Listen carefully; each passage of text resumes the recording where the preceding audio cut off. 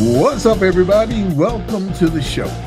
That is Mike Fuji up top. I am Al Norfleet, and together we are at the 50 with Fuji and Fleet. It's a podcast that we try to have every Wednesday. We don't always make it every Wednesday, but we're talking about the Philadelphia Eagles season. We normally talk about the last game and the upcoming game. And today we have with us again, welcome back, the Godfather of football, Hall of Famer, Mr. Ray Dindinger. How are you, Ray? Fine. How are you guys doing? Good. Thank you for coming on this evening. We appreciate it. My pleasure. Yes, sir. Well, I know we don't have a lot of time, so I'm going to get right to it. Tell me, in your opinion, how important is the trenches? Is the trenches, the O-line and the D-line? That's where it all starts, and you're certainly seeing it. You're certainly seeing it with the Eagles this year, but I think you're seeing it across the league. I think there's been a subtle shift in the last few years that not a whole lot of people have picked up on, but teams are running the ball a lot now. We went through that whole period where it was, it's a passing league, it's a quarterback-driven league. You don't run the ball anymore. You got to throw it, and I never fully believed that. I think that winning at the line of scrimmage and the ability to run the ball is still an important element of winning. And now, over the last little bit of time, more and more teams are coming around to that, and it's very interesting. Here in Philadelphia, certainly you see what Saquon Barkley has meant to this team this year. Mm-hmm. But if you look around the league as a whole, there are 20 guys in the NFL right now that are on a pace to have a 1,000-yard season. So a lot of teams are running the ball now, and a lot of teams are winning because they're running the ball now. But nobody more so than the Eagles. And if you want to run the ball and do it successfully, to Al's point, yeah, you got to win up front. You got to win in the trenches, and the Eagles' offensive line has certainly been able to do that. Right. This time last year, the Eagles were opposite of where they are now. 10-2, 8 straight. You got Carolina coming in Sunday. I actually did some research going back to, I believe it was 2003. I believe the Eagles won at least 9 out of their last 10 games. I know they went on like a 9-game winning streak, similar to what it is now. And, it's just, Vic Fangio has this defense playing lights out, Quinyon Mitchell and Cooper DeJean playing like they're seasoned veterans. Yeah. That's all of those things are a big reason why this team is a lot healthier and a lot stronger this time this year than it was last year. When you look back on last year, right about this time was when the whole season began falling apart. The Eagles were 10-1 and wound up being a 5th seed and a on the road wild card team because they just collapsed in the second half of the season. This year they've gotten to December and they're actually playing their best football.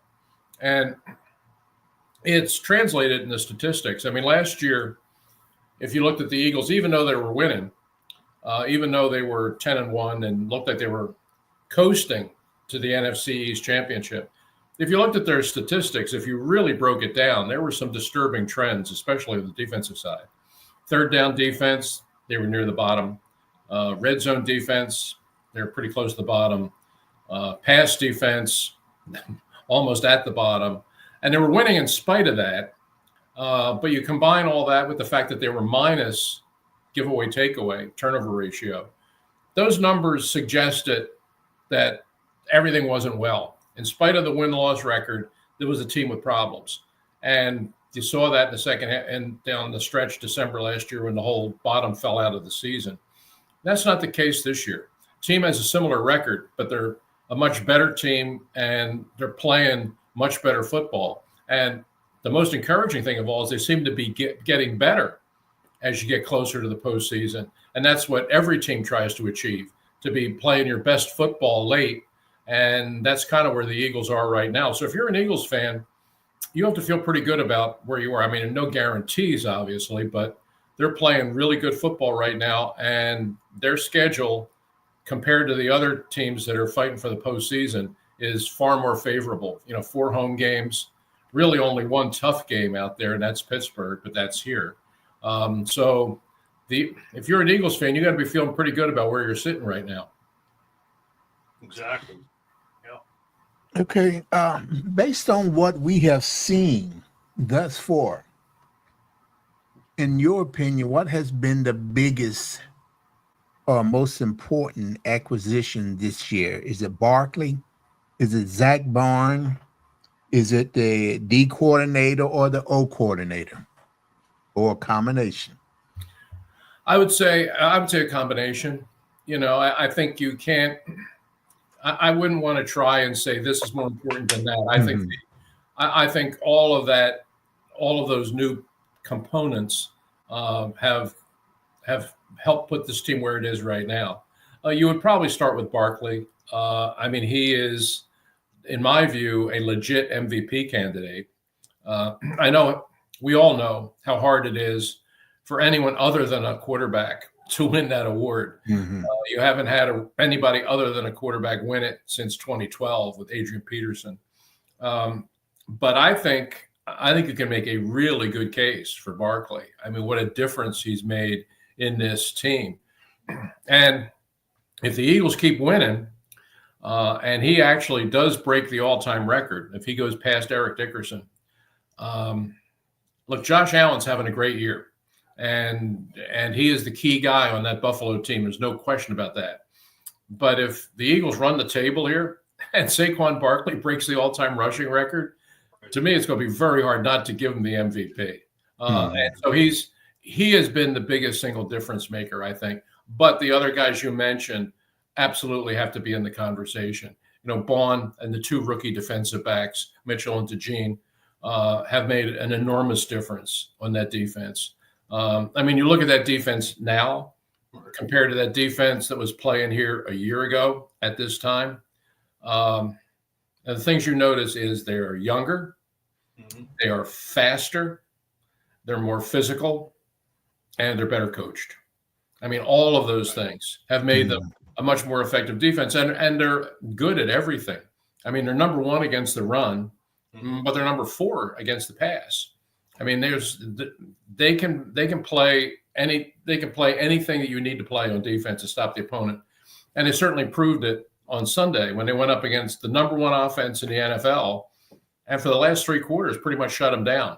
So, Bond, DeJean, Mitchell have greatly improved the quality of the players on that side of the ball. But the guy who's pulling it all together is Fangio, who's been an enormous difference maker. And anybody who knows Vic, knows his history, and has charted his career from the time he came up with the Philadelphia Stars way back in the USFL. Anybody who's watched Vic's career knows that he's one of the best defensive coordinators in the game, has been for a long time. And what a difference he's made with the Eagles this year. Ray, as far as I think a guy that's really flying under the radar, another free agent acquisition on the offensive line is Mekhi Becton stepping in at right guard. Everybody talks about, Zach Bond. I think it just seems like, Mekhi Becton's just resurrected his career coming here from the Jets. A $5 million pickup by Howie, a great acquisition. Going into, not to jump the next year, but can you see the Eagles re-signing Mekhi Becton to play right guard? Depending on what the financials are. But yeah, would I try to? Sure. He has been, you're right. When people talk about the new faces on this Eagles team, what a difference they've made, they don't mention Becton nearly enough, and they should. Because they had a hole at right guard. When Jason Kelsey retired, they had to move Cam Jurgens from guard to center. Somebody had to fill that position. And they brought Becton in. The Jets, I don't know how many people know his background, but I mean, he was a first-round pick of the Jets, guy they thought was going to come in and, be an anchor on that offensive line for years and years. Drafted him as a tackle. That's what he was in college. And it just never worked out for him. I mean, he played poorly, then he got hurt. They lost patience with him, let him go. And the Eagles got him with the cheap. And they basically turned him over to Jeff Stoutland and said, "Here, see if you can make this guy into a player." And they just, Jeff got the idea. I think they got him with the thought of him being a swing tackle, a backup behind Johnson and Mailata. But they decided to give him some snaps in training camp at the guard position. The fact is, he looked pretty good there. And once they gave him a chance, he won the job, and he has played really well. And you give Juergens a lot of credit for taking over for Kelsey, which was not an easy thing to do, but he's done well. And Becton has come in and played well at guard, and you knew what you had in Johnson, Mailata, and Dickerson. So right now, the Eagles' offensive line is one of the best in the league, and one of the other best is the team in Detroit. I mean, their offensive line, a big part of the reason that they're playing as well as they are is they have a really good offensive line. And that's when I'm looking at around the NFL right now, I don't see any way we're not going to have Eagles Lions at some point in the postseason. Mm-hmm. In fact, right now that to me looks like really the most likely championship game will be Eagles Lions. And if it comes down to that, to Al's point that we started with, winning in the trenches, well, you're going to have two teams playing for the championship. That's what they're all about. And the team that's in the trenches that day is probably going to go to the Super Bowl. When you touch on the big game tomorrow, Lions and Green Bay, Thursday night football, it's like, you got Green Bay and Minnesota right on the Lions' tail, and that that black and blue division, plus the Eagles. To me, it's like you got those four teams right now, just top of the NFC, elite. Yeah, that's kind of what it is. I mean, it's the Eagles and the three teams from the North. That's really what it is. Seattle, I mean, they'll probably win the West, but I don't think they really compare to these other four teams. And the South, kind of the same thing. I think that's what it comes down to. And if you're an Eagles fan, you got to be rooting for those Packers tomorrow night. You need somebody to knock off the Lions here these next couple of weeks, because the Eagles are a really good road team. I mean, we've seen that now over the last 4 years. Their road record is second only to Kansas City in the whole league. I mean, they win on the road. They do. And you saw that the last 2 weeks. I mean, they won against the Rams in LA and they beat Baltimore in Baltimore. Not easy to do, and they did. So could they go to Detroit and win? Yeah, they could. But it's a much, if you're an Eagles fan or if you're an Eagles coach, you'd much rather have the Lions come in here at the end of January and having to play out there on a cold, windy day down at the Link than having to go play them in that nice warm dome. So first, number one seed in the NFC is very, very important this year. Right. And so right now the Eagles are one game behind the Lions, so they need somebody to knock them off. So it'll be a good thing if you're an Eagles fan to be rooting home those Packers tomorrow night. Right. Well, no, the Lions really don't have an easy schedule coming up with the Bills and Minnesota, the last game of the season. Yeah, and they got two road games. They got Chicago, who they just barely got by, and they got San Francisco, and the 49ers are having a tough year, but they're still the 49ers. So, if you compare the Eagles' schedule and the Lions' schedule, the Eagles have much the better of it. Now, you never know how it's going to play out, but, I mean, it seems to lean in the Eagles' favor at this point. And the Lions just keep winning, but while they're winning games, they're losing players. They're losing players left and right. They have really had a lot of injuries. I mean, the Eagles have been fairly lucky. The Eagles have stayed pretty healthy. Right. They've missed Smith for a few games now, but he's coming back at some point now. Goddard looks like he's down for a few weeks, but you'll have him for the postseason. But the Lions have just been really hit with injuries. And, Dan Campbell being Dan Campbell, I mean, he's pounding that drum about next man up, and we're gonna fight through this. And okay, that's all well and good, but at a certain point, you do run out of players. And the Lions are, I mean, they've lost some key players going all the way back to Aiden Hutchinson early in the season. Yeah. They've been able to survive it to this point, but they lost some more players on Thanksgiving Day. And right now, I think that they're, they probably won't admit it, but they got to be a little concerned with where they are right now in terms of injuries. Big time. Okay, Ray, I have a two-part question for you, and I really, by you knowing the game the way you know it, I want your opinion on this really bad. Now, today, all day long on WIP, there was two things going on. One of them was about Jalen Hurts being in the back seat and not the driver of the offense. And the second one is whether or not this offense is a regular season offense or is it a playoff offense? That was the conversation all day today on WIP. So what say you? Well, what's the issue with Jalen Hurts? What's this being in the back seat thing? I'm not quite clear on what they're saying. Okay, what they're saying is he's really not that important. He's along for the ride. I mean, Joe Giglio, I mean, it was crazy today. I love Joe, but I mean that's just, to me, that's just a radio talking point. I mean, I don't think anybody really believes that. Is he Barkley right now? The offense is running through Barkley. There's right. I mean, there's no question about that. But to suggest the quarterback is not important here, that's just not true. And I mean, Hurts is doing what he has to do right now to win games. The team's won 8 in a row, so quarterback's got to be doing something right.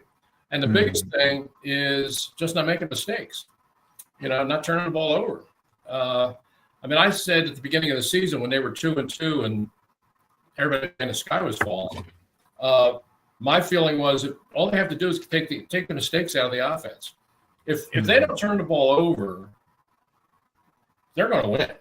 I mean, with the offense they have, with the line they have, with the playmakers they have, with Barkley now added to that, you're not going to stop this offense unless they stop themselves, unless they turn the ball over, commit a lot of stupid penalties. If they just come out and play a clean game, they're going to win. And the quarterback is the guy that's handling the ball on every play. He has to make every right decision to make that work. So the idea is he the front runner for the MVP award? No. And is he going to win any statistical awards this year? Is he going to lead the league in passing? Is he going to lead the league in touchdowns? No. But does that matter? You're won 8 games in a row. You're going to win the division. You could wind up being the number 1 seed in the conference. So the idea of who's running the offense, I mean, it's just kind of, to me, it's kind of a silly argument. If you're winning the way this team's winning right now, and you can go down to Baltimore and beat a good Ravens team in their stadium in December, not easy to do. And the quarterback did his job.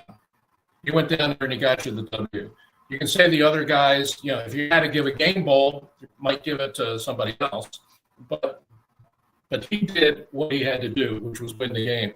And right now, I think he's playing really good. If you look at his quarterback efficiency rating, which is more important than to me, the yardage or any of the other stuff, it's high. And as long as he continues to play the way he's playing right now, makes good decisions with the ball, and doesn't turn it over, I'm fine with that. I don't need more than that. I think that if you look at one of the really big plays in Sunday's game, nobody talked about it, but was his third down pass to Goddard. I mean, you're halfway through the fourth quarter. It's a 14-12 game. the Eagles had only converted, I think, at that point, 1/3 down. You're facing 3rd and 7, and this game is no cinch at this point. You're up 2 in the middle of the 4th quarter, but you're facing a 3rd and 7 against a good defense, and Hurts puts the ball right on the money with Goddard on that shallow cross, which that's been a really good play for them in 3rd downs all year. They ran it here, good call, and Hurts puts the ball right where it has to be. Goddard catches it. You get the 1st down. Next play, Barkley rips off about a 15-yarder. The next play, Hurts runs a quarterback draw for 10 yards, another 1st down. And the next play after that is Barkley off for the touchdown that puts the game away. But if Hurts doesn't make that throw to Goddard to get you the 1st down, who knows? You know, and in the midst of all the other things that happened good in that game, you know, that play has been a little bit overlooked. But that's a situation where, look, he didn't complete a ton of passes in this game. He didn't pass for a ton of yards. But in the 4th quarter, with the game on the line, when the throw had to be made, he made it. And to me, that's all I'm looking for. Mike? Greg, I just want to shift gears a little bit. I'm sure you've been pounded with this question, but do you see Eric Allen getting in the Hall of Fame hopefully this year? Hope so. I mean, I've felt that he deserves it. I felt that he's been deserving for a very long time. And he wasn't even making the finals. You know, that to me was the really frustrating part, was I thought that he was, I mean, when his career ended, which I think was like 14 years or something. I mean, he played a long time. But when his career ended, I thought he's going to go in the Hall of Fame easy. You know, and when his eligibility comes up and then year after year, he's not even one of the 15 finalists. I mean, I don't know how a guy who's that good and was that good for that long falls through the cracks, but it looked like he kind of did. Well, now he's finally kind of had a breakthrough, and he made the finalists last year. He's in the finalists this year, which means he's in the conversation. I now feel pretty confident that he'll get in. I don't know if it'll be this year, but I feel that he will get in. It should have happened by now. I'm sorry he had to wait, but he's he's a really, really good player. I mean, he was a really good player for a long time. And, you know, there aren't too many guys in the NFL that played cornerback for 14 years. You know, I mean, even really good guys like Rod Woodson, you know, started as a corner but finished their career as a safety. You know, Eric Allen played corner from day one right all the way through his career. And other than Darrell Green, I can't think of too many guys that did that. So Darrell Green went in, I think, his first year of eligibility.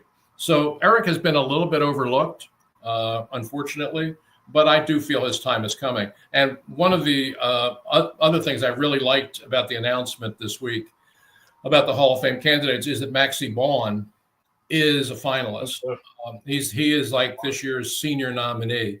And for anybody that, well, you have to be my age to have actually seen Maxie Baughan play, but was a great player. I mean, he was a 9-time Pro Bowler back in the days when the Pro Bowl meant something.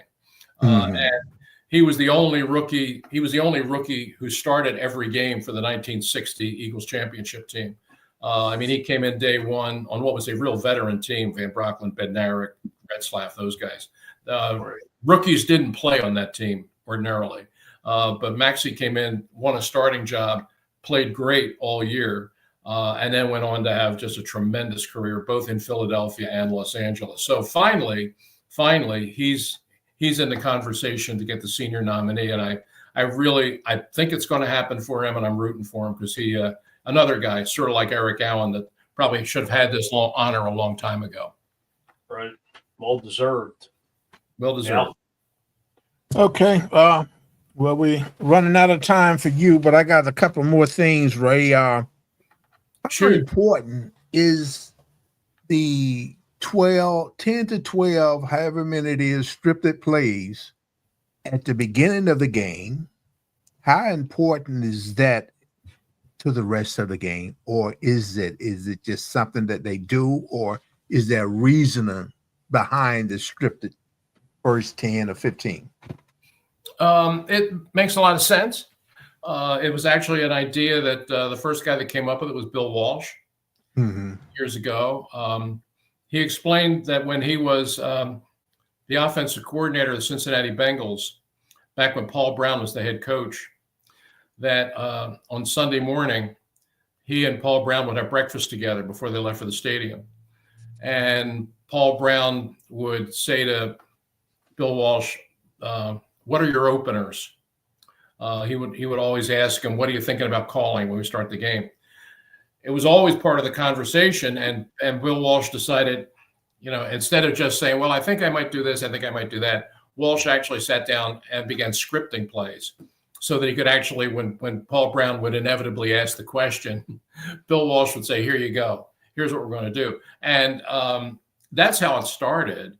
And then what Walsh decided was, well, if I've got these plays made up on Saturday, I'll tell the team on Saturday night, when in our team meeting, I'll just say, okay, fellas, here's what I'm thinking about. Here's the plays we're going to run coming out of the chute tomorrow.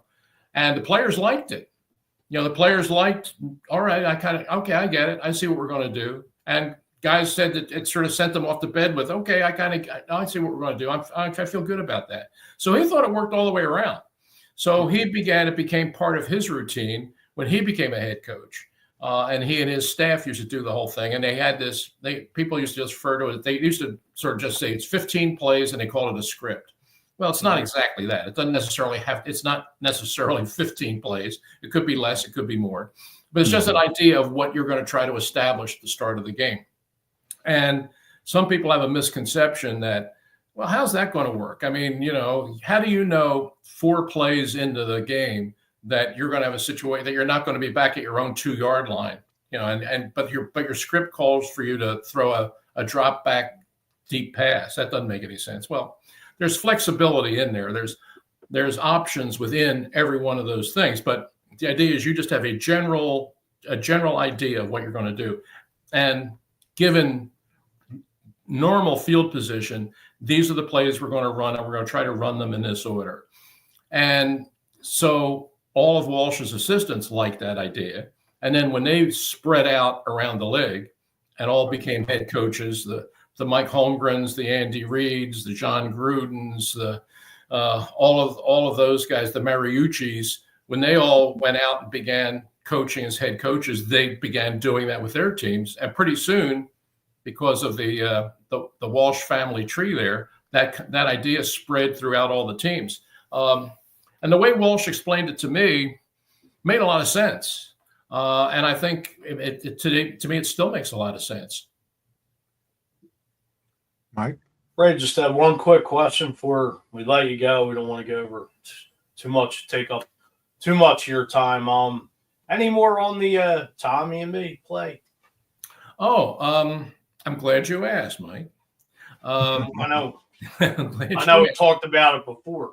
I'm glad you asked. Tommy and me, the play that I wrote and we debuted in 2016. It's hard to believe it's been that long. But we started it in 2016. And for the folks who don't know exactly, it's the story of my long friendship and relationship with the Eagles great Tommy McDonald. How I started out as I was a kid, got his autograph at training camp.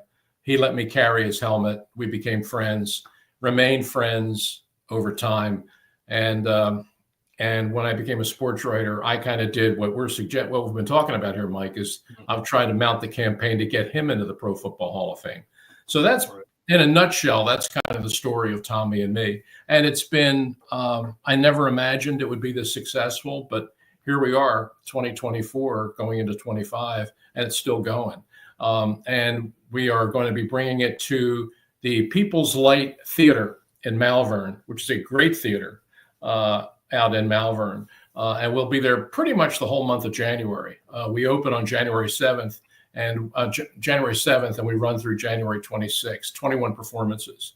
So, folks, if you haven't seen the play yet, here's your opportunity. And if you've seen it before, but you'd like to see it again, here's your chance to come out and see it in a really, really nice theater. So I hope folks can come out. If you're looking for a Christmas gift for grandfather, your uncle, your dad, anybody. Tickets for Tommy and me would be a great Christmas gift. So it's been a wonderful thing, Mike, and it's been I've been just thrilled with the way people have embraced it. And the best thing about it all was that Tommy actually lived to see it. Right. Tommy passed away 2 years in, but he got to actually come and see the play, and he loved it. And his 4 kids and the grandkids come back and see it every year. So it's really been a wonderful, wonderful thing. What is a site that we can go to get the tickets? Oh, you can just go online to the People's Light Theater website, and there'll be a thing on there that says events to come or shows or whatever, and click on that and go down, and you'll see the link to Tommy and me, and you can go right on there and buy your tickets. And there's the play, and then at the end of each performance, we have always done, and we will continue to do, what they call a talk back, which is a Q&A, which means I'm there along with the actors, and sometimes with a special guest, Michael Barkan, Glenn Macnow, Angelo Cataldi. Those guys usually will drop by, and we'll come out on stage and do a Q&A with the audience for about 20, 25 minutes after the show. So it's really a fun night, and we've been having a great time with it ever since 2016, and I'm really looking forward to doing it again and starting in January. The Eagles are going to be so on everybody's mind in January. Let's face it. We all know they're playing into January, well into January. And so hopefully maybe Tommy and me can ride a little bit of that Eagles mojo right through the month. To me, it's like we talked about when we had you back on, when we first started our show, that, it was in the works in January. So to me, it's kind of like, just gets everybody's juices flowing with the playoff run and Tommy and me. And, Al and I, we talked, via email about coming out to see it and meeting you, which would be, an honor. Yeah, there's a producer out in Hollywood that's interested in making Tommy and me into a movie.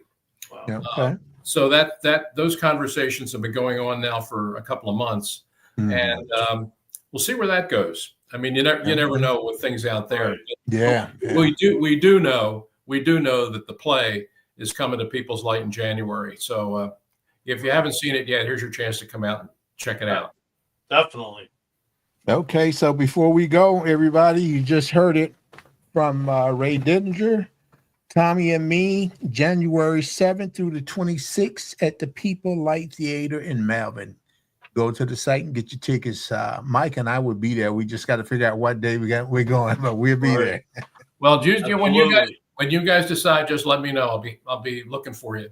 Absolutely. Thank you. Absolutely. So once again, thank you for your time. And for your insight and your expertise on the National Football League and the Philadelphia Eagles. Thank you so much, Ray. Hey, my pleasure. Mike, Al, thank you. Always nice to be with you. Yes, sir. Happy holidays to you and your family. Happy holidays and Merry Christmas to you and your family. Yes, sir. You as well. Thank you. Take care. Go Birds. Go Birds.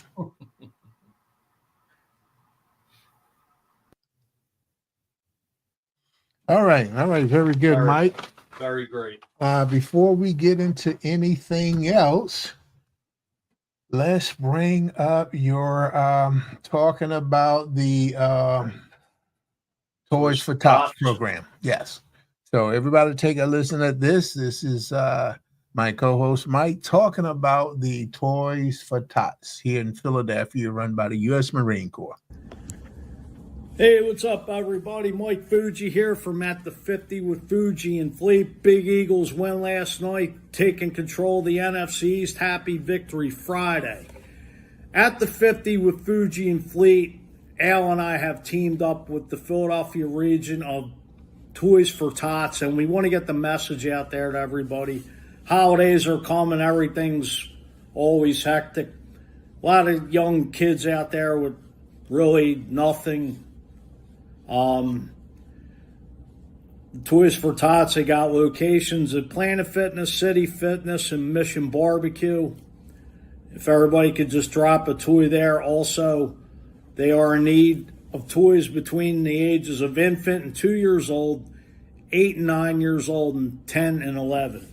If everybody could please just donate a toy this year, spread the word. Thank you. Have a good weekend and happy Friday, and go Birds. All right, there you heard it, guys. Hopefully, you can get involved, and like Mike said, there's a lot of need out there, and we should all be trying to do as much as we can to help as many as we can. Well, there's So also, oh, go ahead. No, go ahead. I was just going to say thank you for that. No, but there's also a food bank that I volunteered at a couple weeks ago that I've been promoting. You know, I didn't speak to anybody about it, but you know, especially if anybody's looking, you know, to give back. There's 2 locations in Northeast Philly. First of all, it's called Feast of Justice. I went there a couple weeks ago. They're affiliated with Phil Abundance and some other food banks in the city, I believe, you know, Delaware Valley. You know, I went there, just helped out, you know, put boxes on a couple trucks for a couple hours. There's one up in Northeast Philly. It's on Tyson Avenue, but I forget the address. Tyson and Sackett, right by Tyson and Frankfurt Avenues, which is not far from Route 1, Roosevelt Boulevard, and also 95. And there's a place over 6400 Castor Avenue. They are looking for volunteers. Just go on the website is what I did, and I just signed up. I mean, you could do 2 hours, 4 hours, whatever they have available. It's, you know, especially this time of year, you know, we all get caught up in the stress of buying gifts, you know, whatnot, which to me, it's, you know, it's all about family and just giving back. But, you know, if anybody wants to volunteer to give back, you know, it's the best gift you can definitely do, especially with the Toys for Tots. And, you know, think about the folks that don't have anything. You know, times are tough right now. The economy is what it is. But, you know, just to give back is the best give you can give. And, Absolutely. You know, just to promote, again, Toys for Tots and Feast of Justice. Okay, good deal, Mike. And hopefully you can get some more information on the feast, and so we can keep talking about that as well every Wednesday, okay? Yes, sir.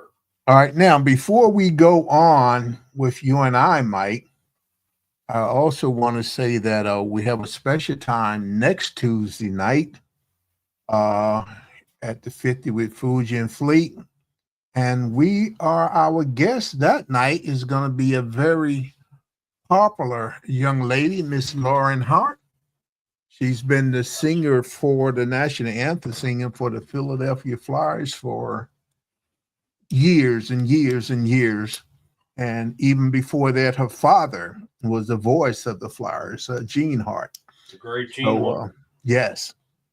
So stay tuned for that. And hopefully a lot of people tune in, and because she has a story.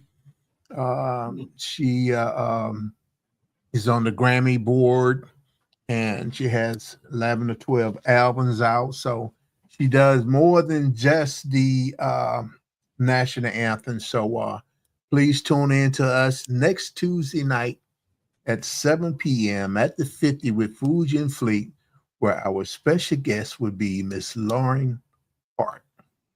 Had the honor of meeting Lauren Hart at her Flyers after Gene Hart passed away. I believe it was 1999 at a memorial, and she actually sang there and had the honor of meeting her. You know, very nice lady. You know, she overcame a lot of stuff. I know she beat cancer. I forget what kind of cancer it was, but, you know, she overcame that, beat that, and just, you know, it's had, like you said, before we came on the show, she had 11 albums.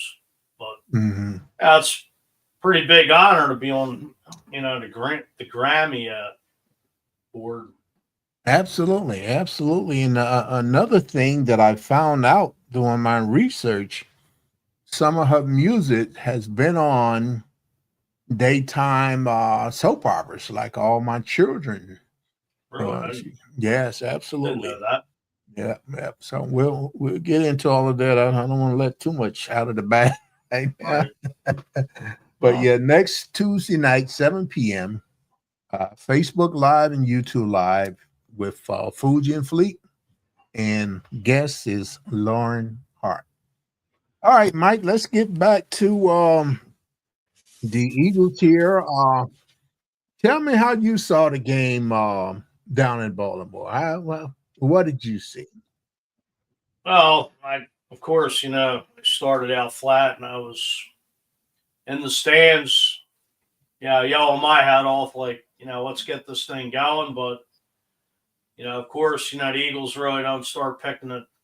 They always usually come out flat and, they just finally, once they started running Barkley and him being the battering Ram MVP that he is and should be, it's just I would say this. I mean, these injuries on this offense had me a little concerned as far as Devontae Smith and Goddard out now. But Mm, it's luckily Barkley, he's carrying this team, but you got to give it to Jalen too, because Jalen made a couple nice throws, touchdowns. He even picked up a first couple. He's in the mix too. So mm, let's just put all that. Hurts is just along for the ride. I mean, without the quarterback, I mean, not to get into anything negative, but you don't have Jalen Hurts in there, God forbid. yeah. I mean, you're talking about a guy that was a potential candidate of the NFL MVP the last 2 years. Mm, Technically, should have been the MVP 2 years ago, but yeah. it's a team effort. Guys are stepping in, and like I touched on with Ray, I said, back in something came to me where you go back to 2003, where the Eagles went on like they came out of the gate flat. I think they were like 2-3 up until they played. Matter of fact, I got the notes in front of me when they basically played the Giants. Let's go back October 19th, 2003. When Brian West, they were losing that game against the Giants. When Brian Westbrook ran that kick return back, I mean, that could have been the season there. Yeah. Just the way, I mean, that basically resurrected that team's, season here. And just, like I said, they went on to win 9 out of 10. The only loss they had was the San Fran week 16. But, that's why I was trying to compare this winning streak to that. So, unfortunately, they lost to Carolina that year. And, Brian Westbrook got hurt. No, he got hurt the week before in that game. But, McNabb got hit in the ribs. Unfortunately, knocked him out. And, it was, Eagles lost to Carolina in the NFC Championship game. But,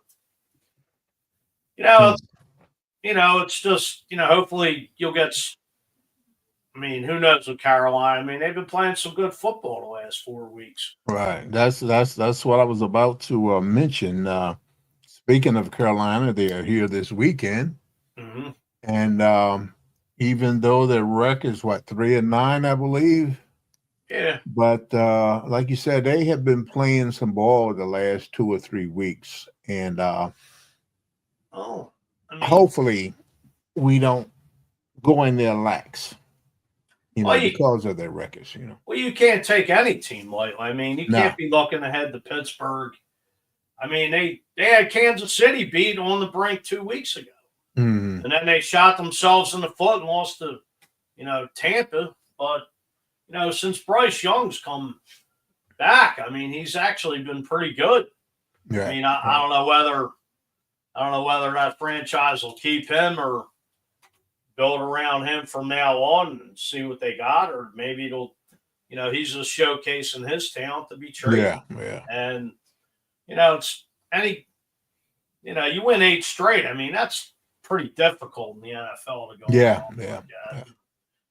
I said, like you can't take, no matter, you got the worst team, against the best team. Like, who thought Kansas City, would have just squeaked it out? But, the Eagles got to come out, just keep playing smart football. Don't turn the ball over like, they were in the beginning of the year. Right. It's just, my thing is, it's just, now, you're getting into December and January where you pound the ball. This is what you brought Saquon Barkley in there. Mm-hmm. But, hopefully you get Devontae Smith back. I think Cal Katera's been playing a solid tight end, with some filling in for Goddard. But I don't know. It's just, this defense has just been lighting it up. Cooper DeJean, Quentin Mitchell, Zach Ball. Let's not count out Jalen Carter, because Jalen Carter just seems like he's on a mission. Yeah. And, but there was some penalties in Sunday's game that should have been called going the Eagles' way, and they weren't. Yeah, especially with Jalen Carter, because there was quite a few times that you can actually see the player pulling his T-shirt or his shirt. Right. And if we can see it on TV, why can't a official see it standing right there? Yeah. That happened several times. These referees, believe me, they Well, fuel us. let me. They fuel the fire to no end. Yeah. I'm getting fired up. That got me like hyped. Let me ask you this question. Like I say, today, most of the day, I had hockey, and so while they was in there practicing, I'm listening to WIP, and I couldn't believe some of the things that I was hearing all day. But anyway, one of the things that was brought up is this scenario here. Let's say we run the table almost, or Detroit lose a couple of games, and once we get to that last game, I think it's the Giants, I believe. Right. At home. Now let's say Saquon is within a few yards, even 100 yards of breaking that record. Do we sit him? Do we play him? That's where it's really going to come down to the brass tacks. If it goes in the Eagles' favor, I say you win the next 4 out of 5.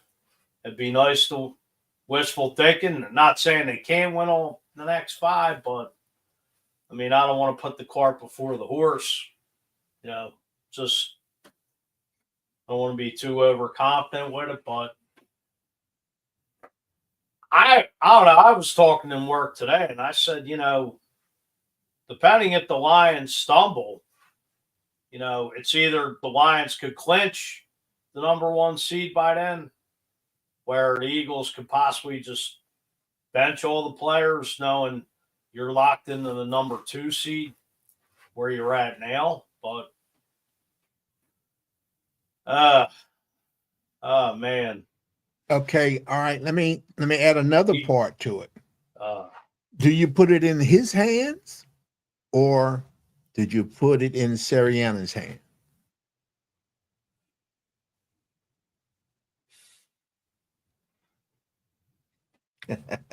Honestly,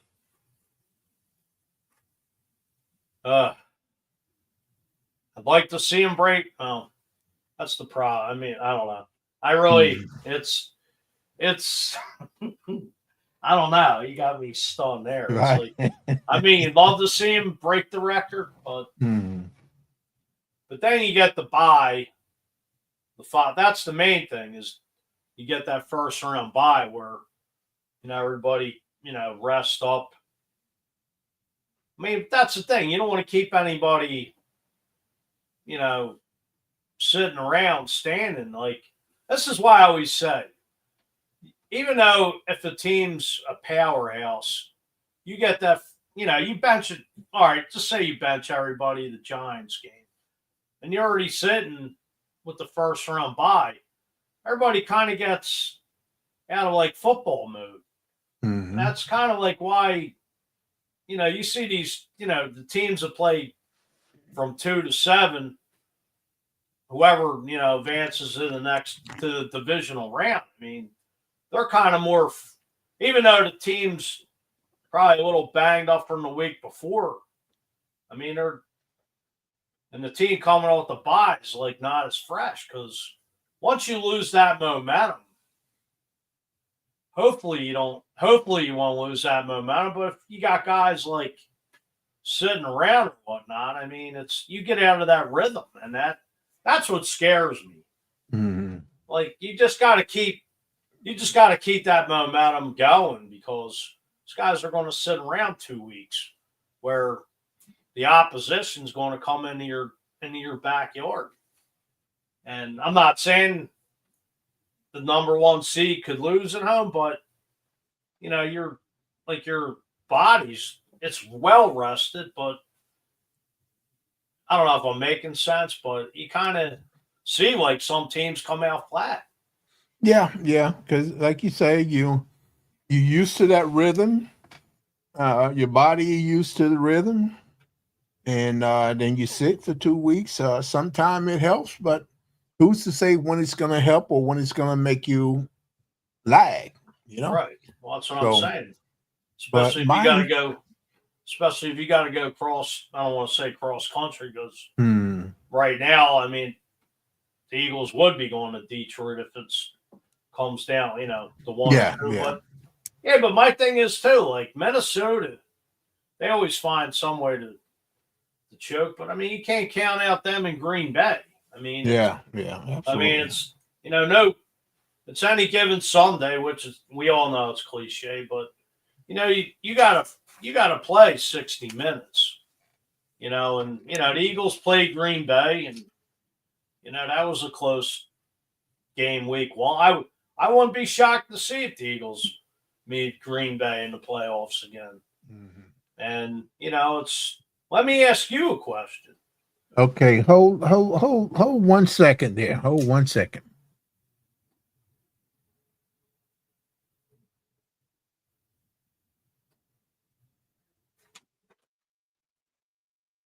I'm sorry. You're good. It was a wife calling, but I guess she hung up before I got to it. Okay, go ahead.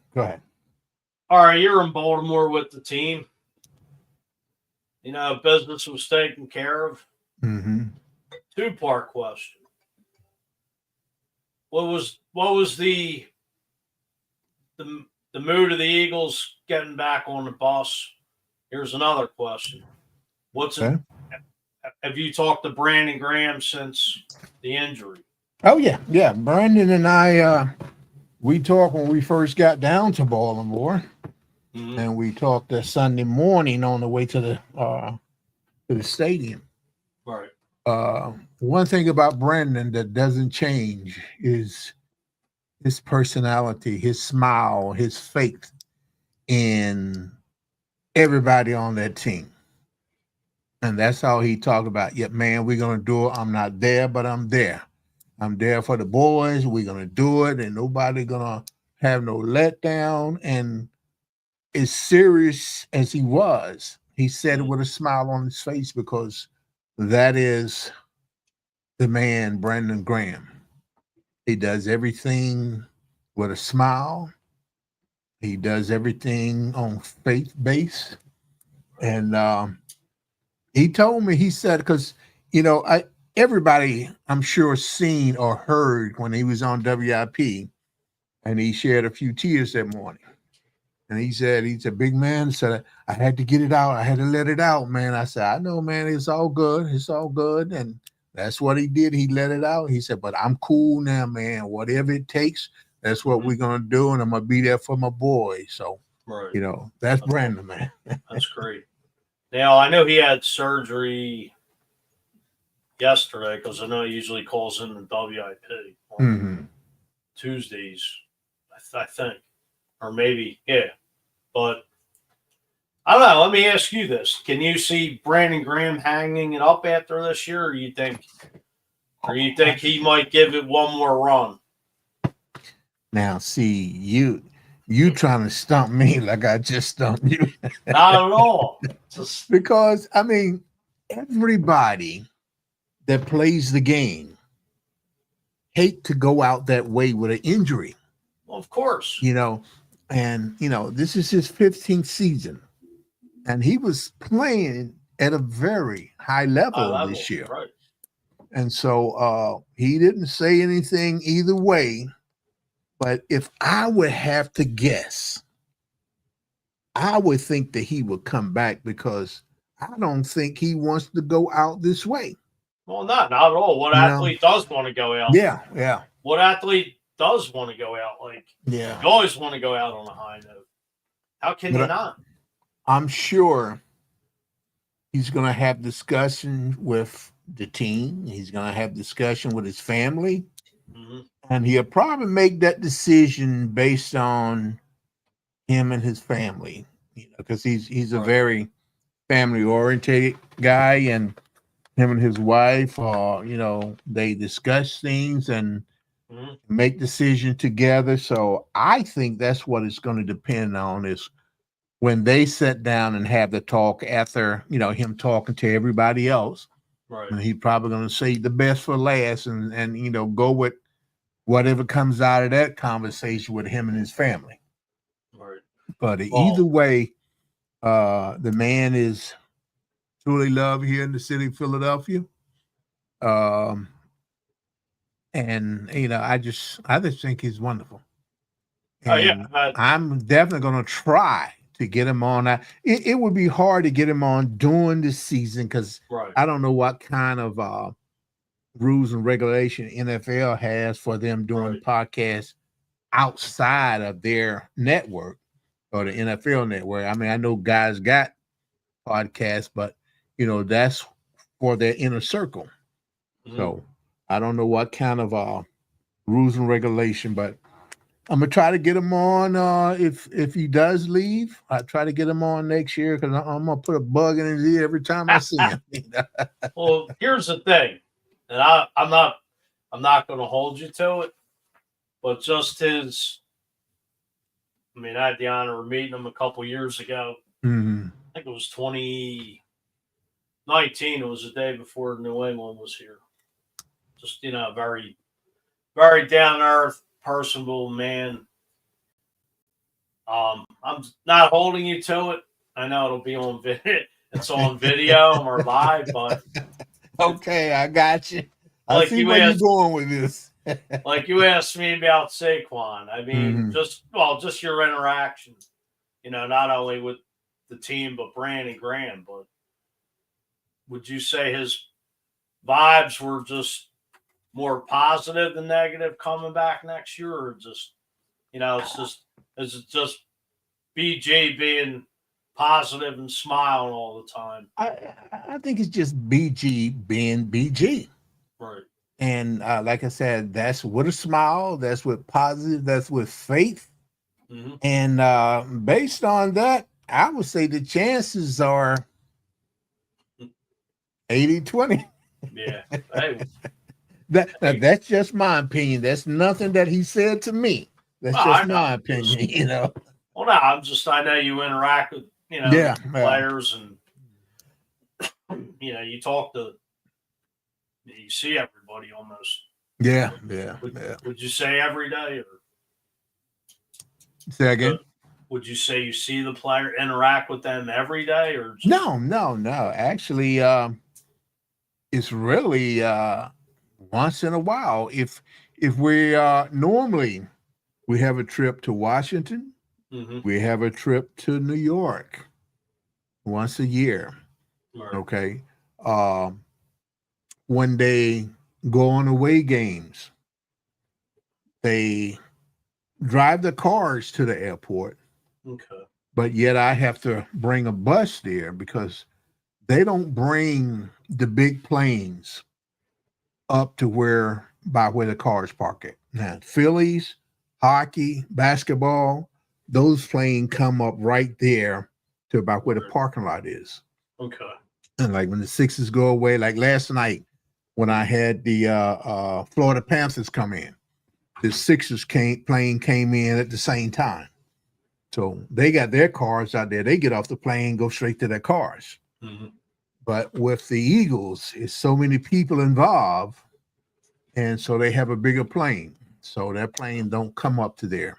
Right. So what we do, once they go through the TSA, they get on the bus and we take them to the other end of the tarmac to where the big planes are. So I would say I see them at least once a week. Mm-hmm. And this time of the year, or maybe during the playoffs, whenever they have home games, they would normally have a practice at Lincoln Financial Field. Oh, okay. And they would not drive their cars over there. We'll take them over there to all 2 or 3 blocks it is from Right. the NovaCare to the link. But I see them quite a bit. And like I said, this has been going on for this is my 24th year. Okay. So I've been there through Brandon's whole career, which has been 15 years. Trey Thomas, his whole career. Donovan, the whole while he was there. Anna Reed, the whole while he was there. I was there with all those guys. So same with Dawkins and Trotter. So Trotter. Absolutely. Matter of fact, when it comes to Trotter, when he used to bring his son there when he was 2 and 3 years old, you know, Mm-hmm. and now he's Right. on the team, you know. Right. But it's been good for me. It's been great for me to see these guys, to know these guys, to be able to interact with these guys. Because when it comes to football, unlike any other sports, Mm-hmm. you got pads and a helmet. You see numbers. Right. Most people do not equate human beings with football players. You just a football player. They don't see your face. But when you are around them, you get to see the humanity in them. Right. You get to see that they are human beings. And speaking of that, I think a lot of people remember a couple of years ago when DeMar Hamlin had his situation. Right. That was probably one of the first times as a whole that the general public saw football players as human beings. Right. You know, because they was on their knees crying, praying. The helmets came off. You could see a face. You could see big 350-pound football players crying on their knees. Right. And prior to that, for the most part, we saw them as a football player with a helmet with pads on. And now all of a sudden, you see a human being. Well, you mentioned that. I'm kind of going to take this back. You know, I don't know if they really still do it, but when Reggie White, different, players from both teams would, go in the end zone or in the middle of the field, both sides, and they would kneel down and pray. Yeah. Get down on one knee and say some prayers. Yeah. You don't see it a lot nowadays. Once in a while you see it. Right. Or if somebody get injured and they're on there for quite a while, you see players from both teams, huddling around to get together, saying a prayer. But you're absolutely right. Back in those days, that was a daily thing after each game. Players from both teams got together and they prayed. And there's a funny story. I wasn't around the Eagles during that time that Reggie White was there. But a lot of guys that were coaches and things of that nature, sometimes you hear different conversation. And they would say, Reggie, he would knock the heck out of you. And then I look at you and say, God bless you. After he done threw you halfway around the world, I remember, the song that Eagles did, Buddy's Watching You. Mm-hmm. I mean, that was basically the last part that I forget the lyrics where Reggie was rapping, but he would say, and God bless you. Yeah. Just come out with it. And it was like the whole Randall and Andre Waters, Wes Hopkins, Jerome Brown, Reggie. But, it's when Reggie died, and they had a service for him, it was over at the Navy Yard, and Buddy Ryan and his wife came, and he's getting old by then, Right. and I come out of the service for a little bit, and then Buddy came out. He said, "Young fella, can I sit on the bus with you?" Me and my wife. I said, "Yeah, sure." So they came out. We sat there for about 45 minutes talking, me and Buddy Ryan and his wife, and come to find out his wife was a truck driver. And so we Really? talked about driving the bus, and driving Wow. trucks, So we sat down there and we had a good conversation. And it's those times like that that really makes me really enjoy this job that I'm doing, because, again, most people only see these people on TV. Right. And here I am sitting here having a conversation with Buddy Ryan, his wife. Wow. And the unfortunate thing about that is Andre Waters, he was there as well. Right. And then within a couple of months after that, he was gone. Right. I remember. So, yeah. I mean, that must have been, I'd like to have been a fly on the wall and that boss. Yeah. The yeah, Buddy man. Ryan. Yeah. I mean, you always, you would see, Buddy was loved here. I mean, and Yeah, probably absolutely. more than Andy Reid. And it was like, Buddy didn't even win a playoff game, but Buddy loved his players. I mean, Seth, Clyde Simmons, Byron Evans, Eric Allen, Reggie, Jerome, Yeah. Mike Bullock, like he could, Wes Hopkins, like, but absolutely. they loved Buddy Ryan, and Yeah. remember, training camp in 1992, after Buddy was fired. Remember, they said Jerome Brown went after Rich Kotite because I forget what happened, but they couldn't stand Rich Kotite. They were Buddy's boys, as they called them. Yeah. I mean, that's how much he was respected and loved by his team, especially his defense. This is we got a comment. This is my sister down in Maryland. She was saying, "Great show." Thank you for tuning in. Thank you, darling. Love you, baby.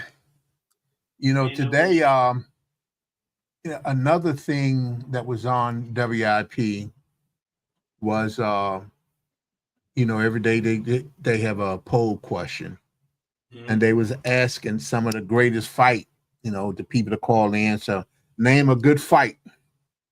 And somebody brought up the Buddy Ryan, the time when he slapped, who was that? Gilbride. Gilbride, yeah. Yeah. So that was brought up today, too. 1993 or 94 when he suckered Gilbride in the playoff game. Yeah. On the side. Gave him a nice right hook. Yeah. Everybody had to break it up. Right. Matter of fact, I forgot about that. Yeah. That was a classic. Oh, okay. Buddy didn't take nothing from anybody. No, but and that's how his defense played. Nowadays they say a team takes on their coach personality. That was absolutely the truth with Buddy Ryan. Because he was feisty, he was mean, and that's how his players were. Well, I remember when when they pelted Jimmy Johnson with snowballs. Yeah. And Jimmy Johnson said in his press conference, he goes something like Buddy wouldn't come over shake hands. He goes, he's like he got his fat rear end in the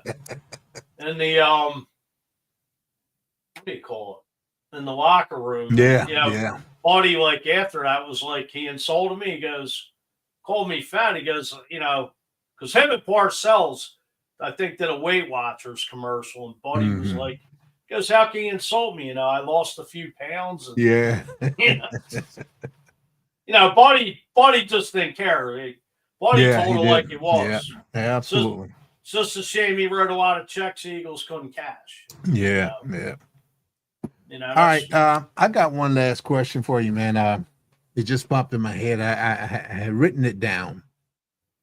But, with the where we're playing now and with Saquon, doing his thing, I heard again on the radio today is there any animosity with the receivers because they are not getting as much time and not getting enough balls because of the running game? What do you feel about that? Do you think there is animosity, or that there could be, or because of us winning the way they are, everybody's on the same page? well, I was going to ask Ray this, but I mean, the Eagles are probably fourth or fifth from the bottom in passing, team passing. Mm-hmm. And if you really look at Jalen's numbers, I mean, they are down since they were pounding the ball. But I mean, I don't see. I mean, you figure this time last year, AJ was, getting ridiculed for a lot of stuff, to blow up against Minnesota in the opener with him and Jalen, they didn't, whatever it was. But no, I mean, I've seen interviews with AJ just loving Bart, just showing love for Saquon. In the Rams game, they were doing a dance. Yeah, yeah. Like, all right, the numbers might be down, but I mean, AJ's still getting his numbers. But yeah, it's just my main concern is, I mean, after these two, I mean, really, you don't have much depth after AJ Brown and Devontae Smith, which scares me because when you have a hamstring issue, that's going to hamper you all year. Luckily, knock on wood, AJ's gotten. Speaking of hamstrings, but but it is cause for concern because I don't know. It's like Johnny Wilson. They drafted him, and Dotson. I mean, really, I don't know how many catches, but they're really not getting the ball. Like the ball's really not being spread around, obviously, because you're pounding the rock and you're going back to smash mouth / NFC's football. Yeah, absolutely. Like Ray said, the running game's coming back. I mean, figure the two big free agents were Derrick Henry and Saquon Barkley, and they're two guys that are definitely in the MVP conversation. But hey, winning cures all. I mean, shame on anybody. Shame on anybody complaining. I wish we were making. You just got paid. There's no reason anybody should be complaining. Yeah. I mean, But I know a lot of this is. I mean, I understand you have a sports talk show, and you're supposed to talk, but the things that I heard today was, to me, it was just not right, because this is your hometown team. right. And you dogging certain people out. I mean, that was rough today. That was really rough. I mean, Jalen, he's riding in the back seat. He just going along for the ride. I mean, I got to the point I had to turn the radio off, man. You mentioned Joe Giglio. Believe me, he's just wanting to create some type of hype and ratings. I mean, believe me, I'd love to be sitting in his shoes. But to me, I think it's all about ratings. Absolutely. Sometimes I just think he's clueless on topics he brings up, and just wants to fuel the fire. I mean, somebody, this media needs something negative to talk about. Yeah. Just that's why I don't. Honestly, there's times I don't even listen to sports talk anymore because it's just. Sports talk ain't what it was 20, 30 years ago. Yeah. It's just a different, I don't know. I mean, you go back to WIP, late 90s, early 2000s, I'll take those days any day over what's on there. Because social media is such, you just it's overkill. Yeah. All right. Well, Mike, listen, we are way over, but That's one all right. more time, I want to replay your talk about the Toys for Tot, and then after that, we'll close it out, okay? Yes, sir. Hey, what's up, everybody? Mike Fuji here from At the 50 with Fuji and Fleet. Big Eagles win last night, taking control of the NFC East. Happy Victory Friday. At the 50 with Fuji and Fleet, Al and I have teamed up with the Philadelphia region of Toys for Tots, and we want to get the message out there to everybody. Holidays are coming, everything's always hectic. A lot of young kids out there with really nothing. Toys for Tots, they got locations at Planet Fitness, City Fitness, and Mission Barbecue. If everybody could just drop a toy there. Also, they are in need of toys between the ages of infant and 2 years old, 8 and 9 years old, and 10 and 11. If everybody could please just donate a toy this year, spread the word. Thank you. Have a good weekend and happy Friday, and go Birds. Okay, Mike, also talk about your the other thing that you was into this week. Your volunteer thing? The Feast of Justice. Yes. Yeah, they have a website. Like I said, 2 locations in Northeast Philly. Tyson Avenue, Tyson, the cross street of Sackett. It's a food bank. They also have one in 6400 Castor Avenue. If anybody's looking to do some volunteering during the holidays, I know they are looking for volunteers, especially Thanksgiving just passing last week, and now Christmas. Just I know I believe they're always taking donations of food. So if anybody wants to volunteer, which is the best way to give back, go on Feast of Justice website. You can sign up to volunteer. I know they are looking for folks during the week, but mainly on weekends.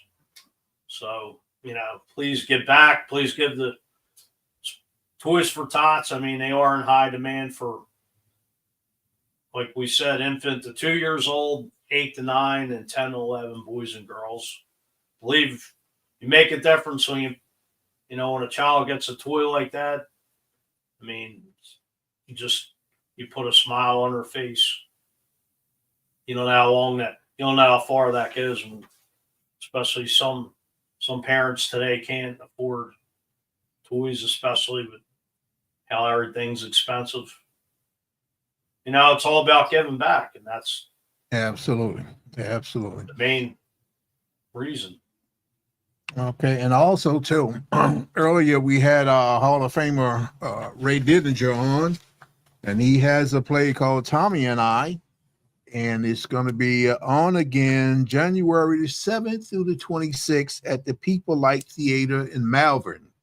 And you can go to the People's Light Theater website to purchase your ticket for the show Tommy and I. That's about Ray Dindinger when he was a child, and he befriended Tommy McDonald, the great Eagles players from way back in the 60s. And it's a very good place, so go check that out. Everybody, I thank you for tuning in today for At the 50 with Fuji and Fleet. And as always, Mike and I have a great time, and we greatly appreciate your tuning in. Thank you. Have a good week. And go Birds. We'll see you next Birds. Tuesday. See you next Tuesday with Lauren Hart. Absolutely. Have a good week. Have a good weekend. EAGLES, Eagles. All day, all day.